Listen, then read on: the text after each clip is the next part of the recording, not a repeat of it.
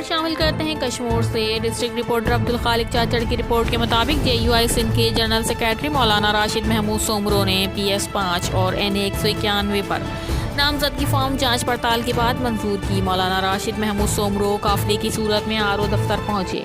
Peoples party نے ہمیشہ mandate چرایا ہے۔ مولانا راشد محمود سومرو کا الزام، جے یو آئی کراچی سے کشمیر تک ہر حلقے پر اپنا امیدوار کھڑا کرے گی۔ راشد محمود سومرو کا اعلان، کشمیر ضلع میں ڈاکو راج کے پیچھے پیپلز پارٹی کے عوام نمائندگان کا ہاتھ ہے۔ راشد محمود سومرو کی بیانیہ، 70 سال سے سندھ کو کرپٹ حکمرانوں نے لوٹا اور تباہ کیا ہے۔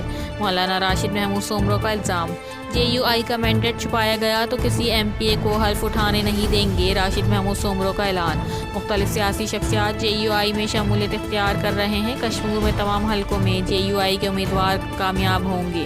مولانا راشد محمود سومرو کا انداز۔ Reporter Abdul Khaliq Chachar, CCN news Kashmir.